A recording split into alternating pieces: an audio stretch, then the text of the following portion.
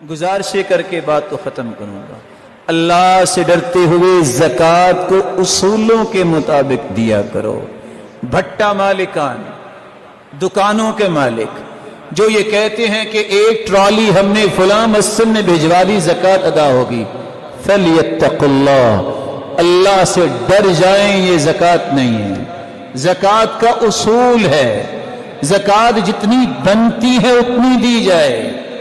रसूल अकरम सल्लल्लाहु अलैहि वसल्लम ने उसूल क्या बयान किया है? साल गुजरने के बाद नहल अलील हौल, जब निसाब को माल पहुंचे, 7.5 तोले सोने के बराबर माल है, 2.5% ज़कात देनी होगी, वो जितना भी होगा। अगर 7.5 तोले से 1 ग्राम भी कम है, ज़कात फर्ज नहीं होगी, उस पे ज़कात नहीं होती। इसलिए उसूलों के मुताबिक ज़कात दे जितनी बनती है। फिर दूसरी गुजारिश, तय्यबतन बिहा नफ्सुह, दिल की खुशी से ज़कात दे। ये चट्टी नहीं है, ये टैक्स नहीं है।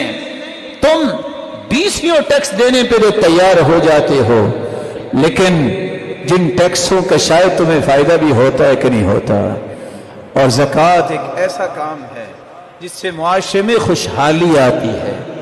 यही वजह है अल्लाह के रसूल ने 10 साल मदीने की रियासत में एक टैक्स नहीं लिया, ज़कात लिए।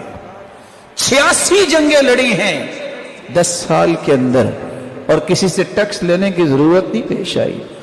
2 साल सैयदना अबू बकर ने खिलाफत संभाली, 10 साल उमर ने, 12 साल सैयदना उस्मान, 4 साल सैयदना अली ने, 6 महीने सैयदना हसन ने, फिर 20 साल सैयदना मुआविया ने, फिर उनके बेटे यजीद ने, हत्ता कि उमर बिन अब्दुल अजीज के दौर तक एक टैक्स नहीं लिया जाता था किसी एक चीज का।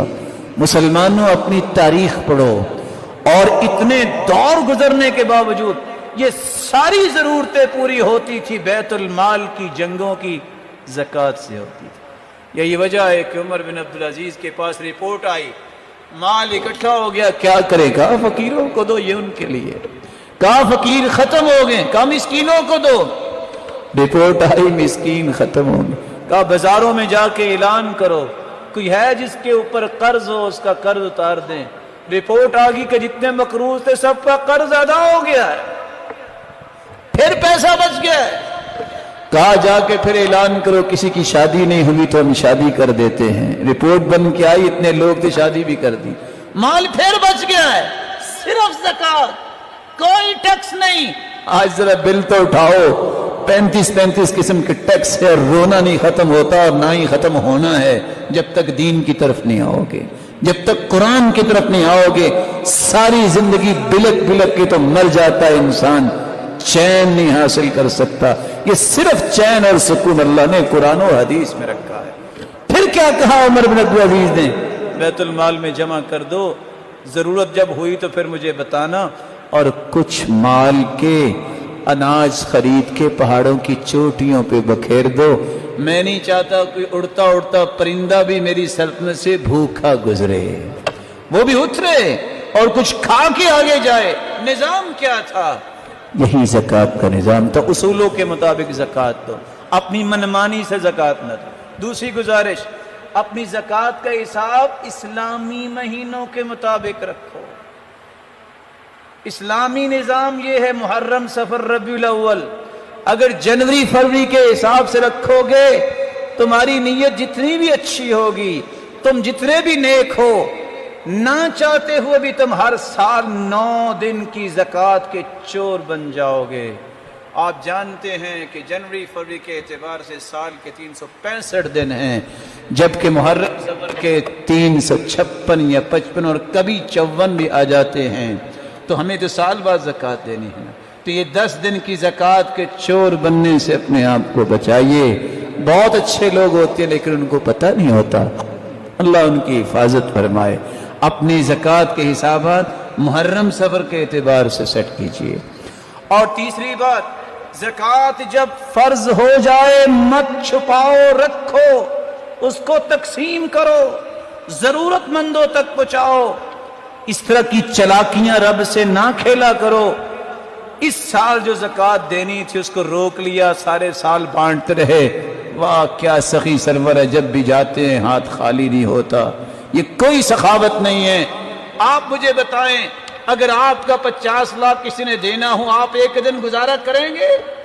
رب کے مال کو اس طرح روکنے والے کو اللہ سے ڈرنا چاہیے، اس کا مال نہیں ہے، یہ دے دے اور پھر اس کو اپنے ہی اکاؤنٹ میں رکھنا، اور پھر کچھ ایسے بھی لوگ اس پہ پروفٹس بھی لے رہے ہیں، ان پروفٹس کی زکوٰۃ کون دیتا ہوگا؟ ڈر جاؤ اللہ سے۔ یہ خفیہ راستے سے اللہ کے مال کو پلج کر کے رکھنا جائز نہیں ہے۔ اور کچھ لوگ زیادہ ہی سیانے ہو گئے، کہتے ہیں اصل میں 40 لاکھ روپیہ میرا مر چکا ہے، میں نے وہ زکوٰۃ کے کھاتے میں ڈال دیا، اللہ خود ہی نکلوا لینا اور خود ہی لے لینا، والعیاذ باللہ۔ یہ اللہ کے ساتھ چلاکیاں کرنے والا کبھی اللہ کے عذاب سے نہیں بچ سکتا۔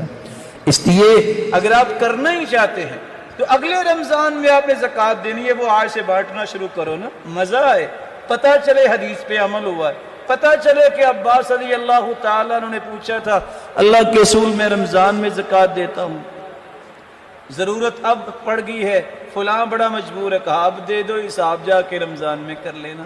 اس کی تو سمجھ آتی ہے، لیکن سال بھر زکوٰۃ کو رکھے رکھنا اس کی سمجھ نہیں آتی۔ ایک بات اور بھی میں آپ کی خدمت میں پیش کر دوں، زکوٰۃ ذلیل کر کے نہ دیا کرو، یہ حق ہے۔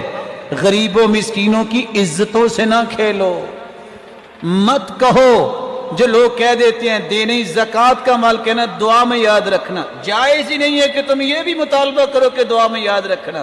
تو نے اپنا حق کیا اللہ کا حق دیا ہے، تم اپنی جیب سے دو نا، تو پھر سمجھ بھی آئے کہ تم کہو کہ میرے لیے دعا کرنا۔ اس لیے محمد بن صالح العثیمین کہا کرتے تھے اس بندے کو بھی حیا کرنی چاہیے، اللہ کا حق ادا کر رہا ہے، واجب ہے، نہیں دے گا تو مسلمان نہیں رہے گا، اور دے کے کہتا ہے میرے لیے دعا کرنا۔ دعا یہ تو ویسے ہی مسلمان کو کرنی چاہیے، لیکن زکوٰۃ کے بدلے دعاؤں کے مستحق بننے کی خواہش کرنے والوں کو سوچنا چاہیے۔